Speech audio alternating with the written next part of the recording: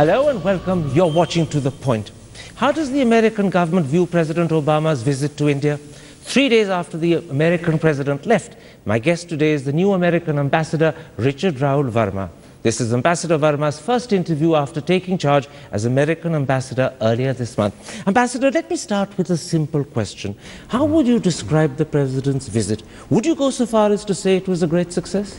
I think it was a great success. And first, let me say it's great to be on your show and to do the first interview with you. It's been quite a busy month. Secretary Kerry was here 3 weeks ago, and now the president just finishing really what we would say a transformative visit. It was a complicated 3 days. It was symbolically very important, but also substantively very important. And I think truly we have entered a new moment in the U.S.-India partnership. The president talked about a convergence of values. I think that was on display over the course of the 3 days. But we also made great progress in a number of key areas. So yes, I think it was a big success. And what the president told me when he left here is said, now the hard work begins. And so we're ready to begin that hard work. And I would also just say, you know, the president talked a lot about how we're natural partners, but he said more than natural partners, America is prepared to be India's best partner, and that's what I'm committed to working on over the course of the year. Let's go through some of the more important aspects of this visit in somewhat greater detail, and let's start with the nuclear deal problems. To begin with, the Americans have taken a new position on this whole issue to do with administrative arrangements for nuclear monitoring of equipment. Initially, you were not in favor of the Indian proposal that it should happen under the auspices of the IAEA. You've since changed your position. What explains that change? I don't know if it was really a change in position. Under our law, there are requirements to track materials. And for the first time, we got a commitment from the Indian government to come up with data and through consultations that we would have regularly that would satisfy that requirement. The reason why the president referred to this as a breakthrough, not only on the administrative arrangements, but on the liability, is because for the first time the two sides deployed their legal experts, their best experts in nonproliferation and nuclear power, and sat down over a concerted period to talk through these issues. That had not occurred before. It had not occurred until September's visit when the Prime Minister went to Washington and the two heads of state committed to solving the problems that were preventing not only U.S. companies, but all companies from entering this critical sector. So you're saying to me it was the fact that the two heads of government got together and gave instructions to their officials that led to America accepting the Indian proposal that the administrative mechanism for tracking and auditing nuclear equipment should happen under the auspices of the IAEA. This was a push from the two principals themselves. Look, I think it's probably a better way to characterize it is both sides came together, and there was an understanding that was reached on both administrative arrangements and on liability. We are confident that we're going to receive the kind of information we need to satisfy U.S. law. Let's pursue the liability issue a little further, because although the president characterized it as a breakthrough understanding, the New York Times has called it vague and inconclusive. Are you absolutely sure that, first of all, to talk about the resolution for Section 46, that you actually got something that will appeal to American supplier firms? Look, I think what has to happen now is that we continue to meet. I think the contact group will continue to meet. They will meet with not only U.S. companies, but other interested parties. And they'll have to understand, as we did, the Indian position on channeling of liability to the operator, which is not a U.S. position. Mind you, this is an international position under an international convention of which India is a signatory to. So they don't have to satisfy just us. They have to satisfy the terms of the convention. Absolutely. But the newspapers have reported that the solution that is being talked about to Section 46 in particular is that a memorandum or an assurance will be issued by the Attorney General. Is that in fact the fact? I think so. What I would do is refer you to the Indian government as to how they want to present the understandings to the government and to the people. I would just say they came forward with a team of experts, presented why their 2010 law, subsequent regulation and case law, when you put it all together, is compliant with the International Convention on Channeling of Liability. And that was something we thought met the terms of the international convention, and look, if there are remaining concerns that companies have, we'll certainly work with them. But that's why this was such a new and unique moment in this debate. I was involved in the passage of the law in 2006. Can I put two concerns to you? The first concern is that if this is to be resolved, Section 46 in particular, by an assurance or a memorandum from the Attorney General, it runs the risk that it could be challenged in court and struck down. Because people ask, can an assurance take precedence over law passed by Parliament? Now, that's a risk you're running here, that you might get an assurance that you believe is watertight, which then gets challenged and struck down in court. What happens then? Look, I think this is the kind of challenge that companies face every day. When you enter into a new market, through contract, through law, through case law, through regulatory provisions, through administrative understandings, companies working with their legal teams have to decide whether they've got the set of protections and assurances, and they manage that business risk with the legal risk with the opportunity to serve the population in a country like this. We can't judge how ultimately a certain company might decide where we came out on this position, but I will tell you we are committed to seeing this through so the 300 million people that do not have electricity can actually get a shot at it. Ambassador, something has become crystal clear from the answer you've just given me, and that is that what the two governments have done is reach an understanding which ensures that no longer is this question of Section 46 a problem between the two governments. It's now become an issue for individual supplier firms to address as they individually see fit. It's moved off a government-to-government agenda. Now it's a problem for companies to tackle on their own. I think we should go back again to the September dialogue between the two leaders with a commitment to get past this liability issue, whether it's Section 46 or Section 17, or Rule 24, take your pick. There are a lot of questions about the various sections. We had sustained dialogue with the Indian team over 3 cities, over 3 months, and finally understood their position, coupled with their intent to ratify the convention. Remember, this is an international norm and practice, not a U.S. requirement. Let's come, in fact, to the way the two governments have sought to resolve their differences over Section 17B. The Indian government and 5 Indian insurance companies are going to set up an insurance pool of some 1,500 crore. But the key question is, will the cost of the premium for that insurance cover be met by the American supplier, or will it be partly or wholly subsidized from the Indian end? Let me just say that the insurance pool is a novel idea. We're going to work with the Indian government in providing whatever technical consultations is required on setting up the insurance pool, to the extent it can help minimize the liability that might still exist for suppliers that come to suppliers through contracting terms. That's a good thing. But who pays the premium? Well, look, I don't want to prejudge the outcome, because I think the insurance pool has not even been established yet. So I think you're asking me a question that probably has more chapters to go. Absolutely. In this story. But when you say you don't want to prejudge the outcome, you're suggesting to me that it's possible that at the end of the day, that premium will be partly or wholly subsidized from the Indian end, that it won't be paid by the supplier in America. I don't think I'm saying that at all. I think what I'm saying is the insurance pool will be set up according to international custom. This is not the first insurance pool of its kind. We're going to provide consultation and technical expertise, so I'd encourage you to stay tuned and see where this leads. The only thing I'm a little curious about is, when companies go to an insurance pool to seek cover, particularly for nuclear liability, they pay a premium. I would have thought you'd say to me that clearly the premium cost will be paid by the supplier, but you're not saying that.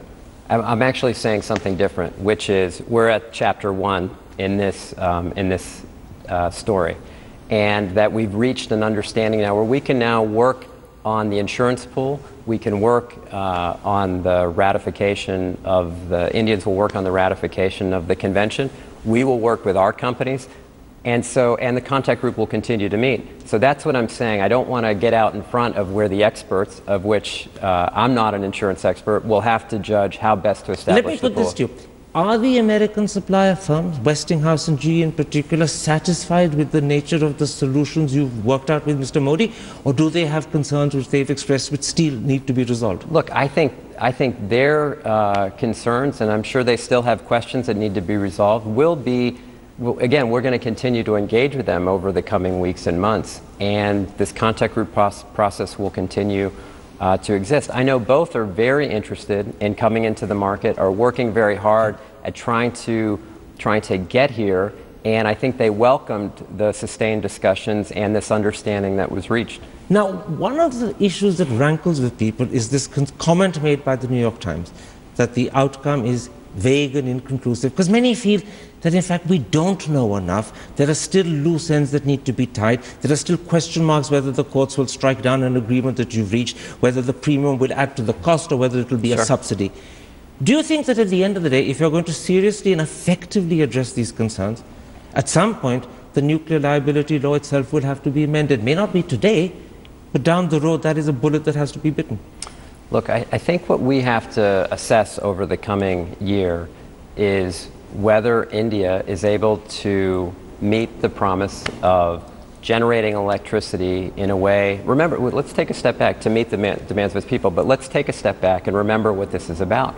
This was about trying to serve non-carbon-based generation of electricity, whether that's from solar or wind or nuclear or hydro. There we're in complete agreement, but is the liability law a problem, and do you need to actually bite the bullet of amending it rather than find clever ways around it? Right, and so what I guess what I would encourage the people who follow this closely is to see if the solution that has been reached will allow the companies the pathway to come in and begin to set up in India and to begin to produce power. So you're asking companies, look at this carefully before you decide whether you like it or not?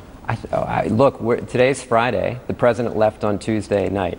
So I think, you know, the details have barely come out yet, have barely been briefed to the companies, and so I think that would be the prudent course. Let's then, Ambassador, come to the Defence Framework Agreement, as well as the announcement that the two countries will consider 4 projects jointly under the Defence Trade and Technology Initiative, and perhaps 2 more, which they're then going to look at for the future. Sure. And let's begin with the new DFA. Chuck Hagel has commented that, in fact, it opens a new chapter in Indo-US military relations. In what way does it do this? Well, look, I think it charts the course for the next 10 years. This was historic in 2005 when it was first signed.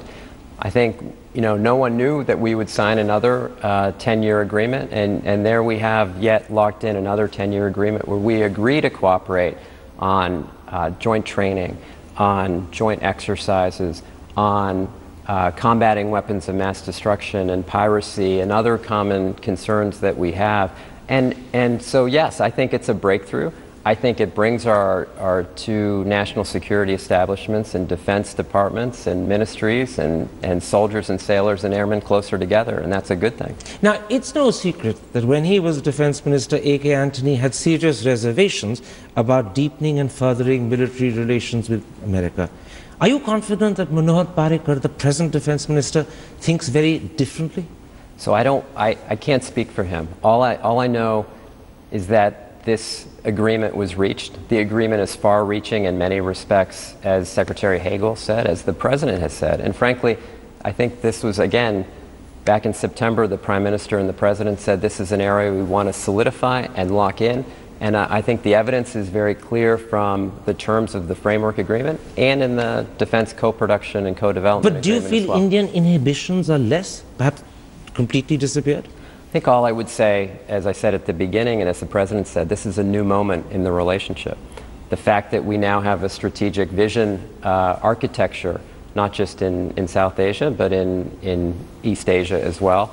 The fact that we have updated the strategic partnership to become a strategic and commercial dialogue, the fact that we issued a declaration of friendship, things are different, and that's a good thing. That's the important thing. Things are different. A new chapter has opened. A new chapter has opened. It is a new moment. The President said he would like America to be India's best partner. We believe that's the direction we are headed. Coming quickly to the 4 projects under the DTI.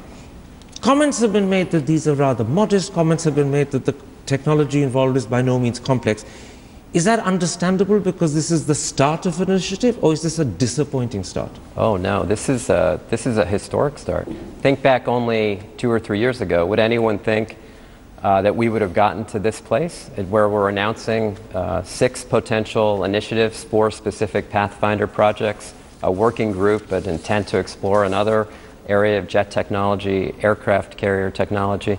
I mean, we have come a long way where we are in defense sales and collaboration and training.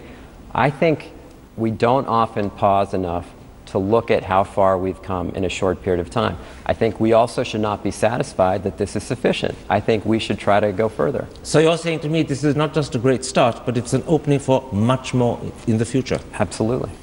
Let's come, Ambassador, to the convergence of thinking between the two heads of government over China. Now, the New York Times says that in their one-to-one conversation, China was the dominant subject between the two heads of government, and the paper adds, Mr. Obama and his aides discovered to their surprise that Mr. Modi's assessment of China's rise and its impact on the greater strategic situation in East Asia was closely aligned with their own.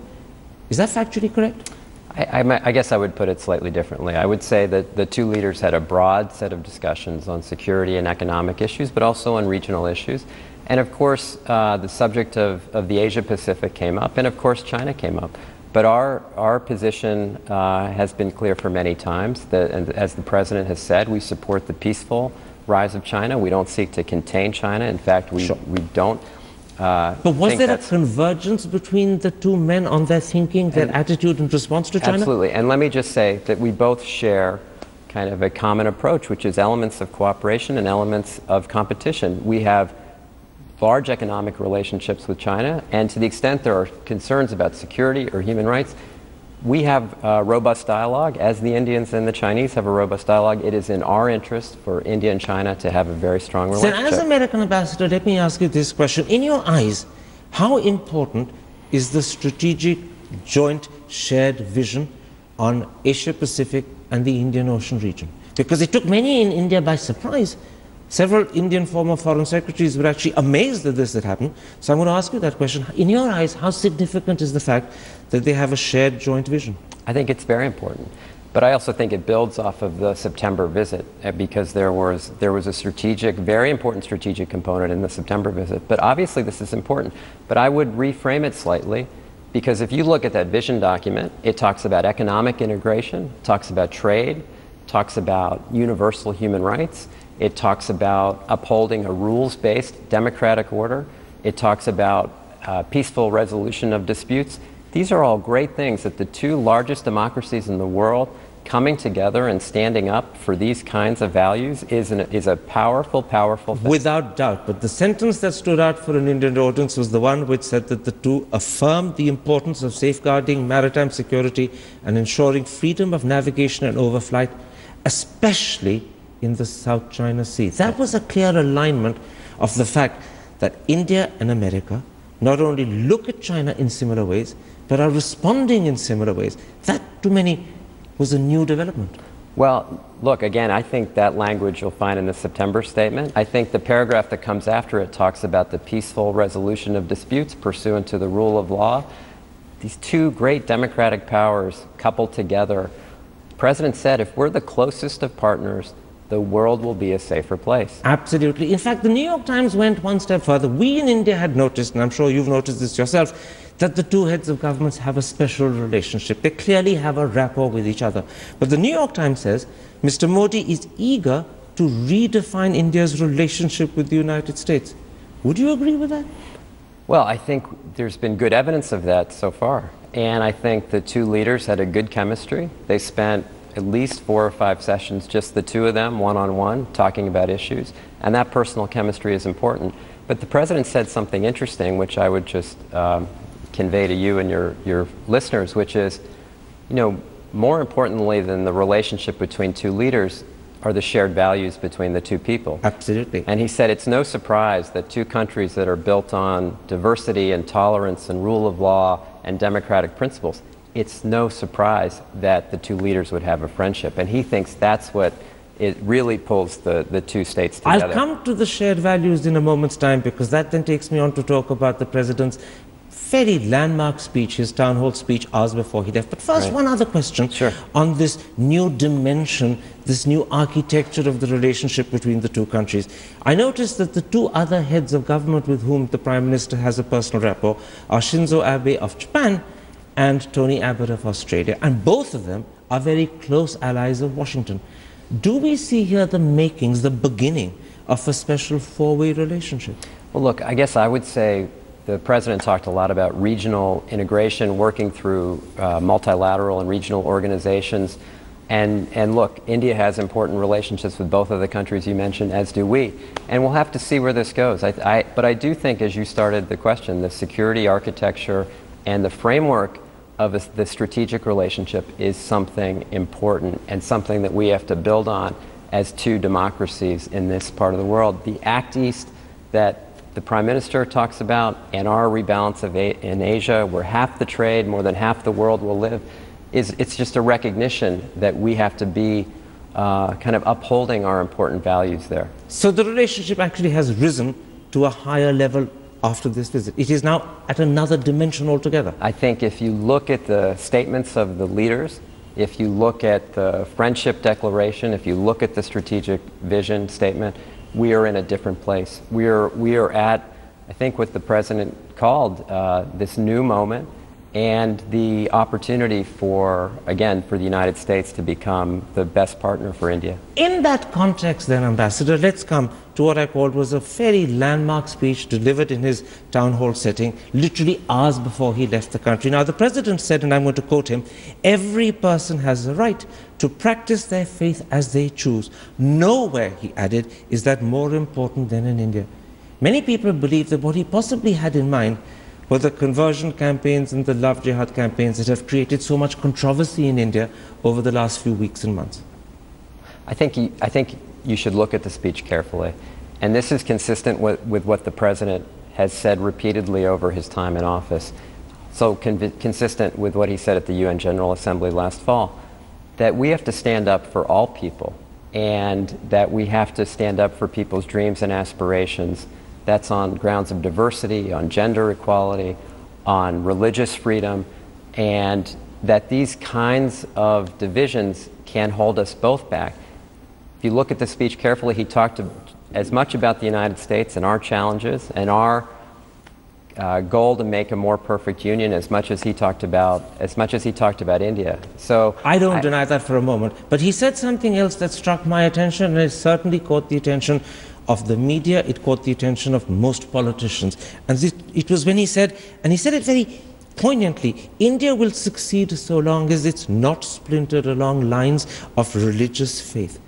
Was that a gentle, subtle way of saying to Mr. Modi, you need to speak out when things like love jihad and conversion campaigns threaten to disrupt your country, because your silence could endanger your own development plans for your country? Look, I think the words speak for themselves, and the words are powerful, as are the words that he said just before that, about that we seek out the best in people, and that peace often starts within one's heart, and that we can talk about the geostrategic, we can talk about the geopolitical, but we also have to look about what's in the hearts and minds of people and support their democratic aspirations, support their dreams, support their rights for equality and tolerance. He was talking as much to the American people and to people around the world as he was the people of India. You're absolutely right, Ambassador, when you say that those words speak for themselves, when you add that they're extremely powerful.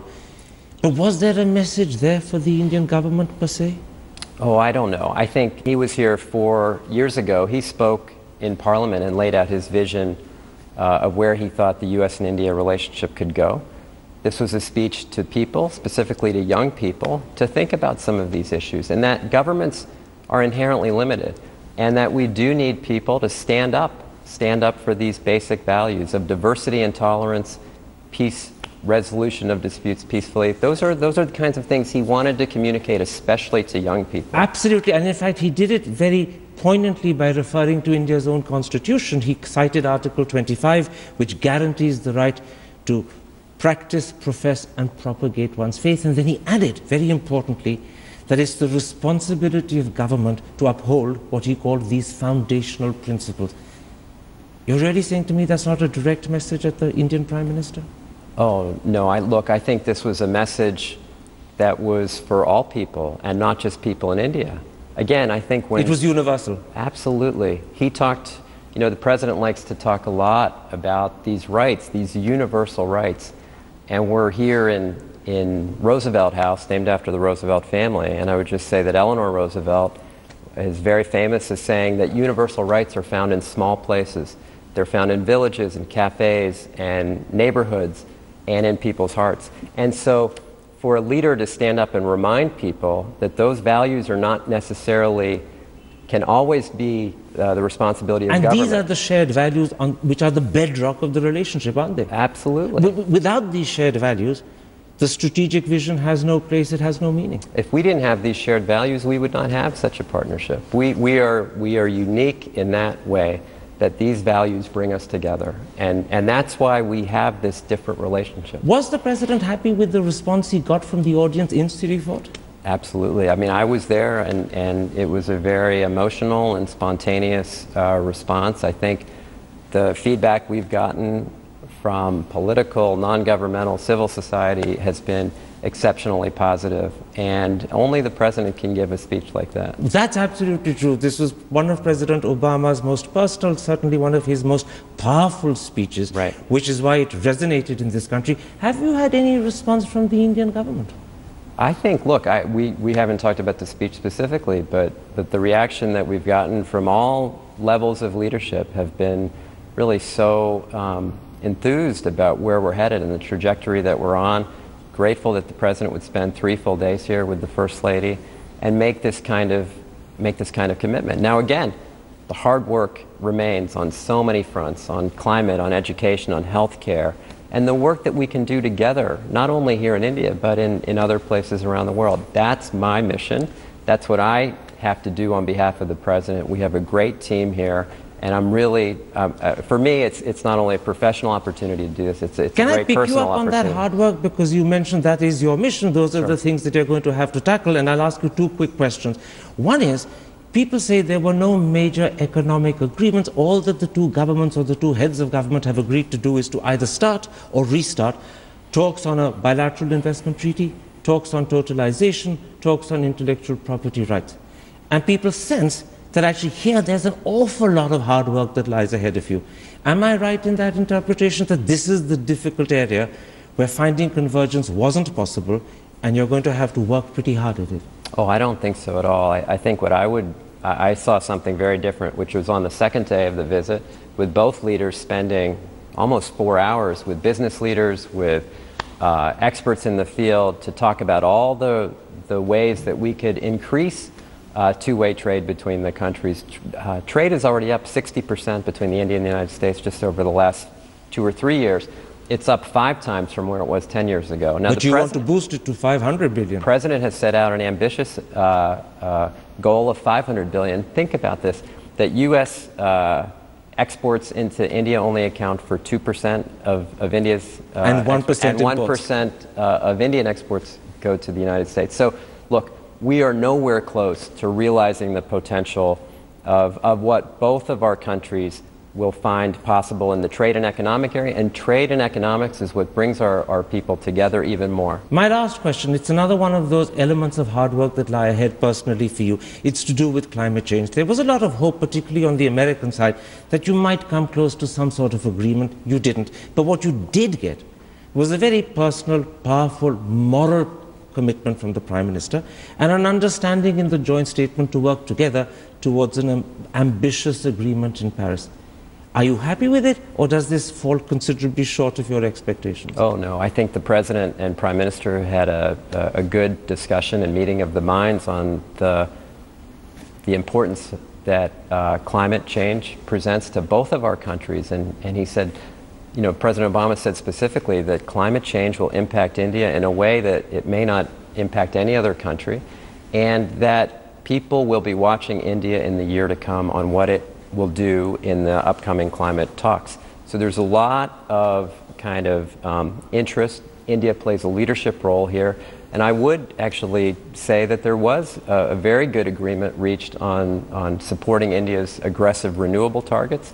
U.S. will come in with financing opportunities, continue to work on technology and innovation, but the clean energy pathway, as Secretary Kerry says, the solution to climate change is energy policy, and the U.S. is committed to working with India on developing clean and renewable sources of energy. We have a lot in store, but But I think it's a great pathway for the future, for future collaboration. Ambassador, you've answered all my questions. We've covered a whole range of issues, from the nuclear issue to defense, to climate and the economy, to the strategic vision, to the nature of the relationship between the two men.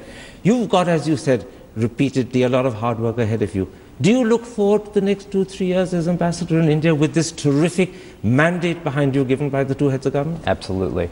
Look, I think it's rare that in a 4-month period you could have two leaders come together, shake hands, and agree on a vision and a strategic architecture going forward.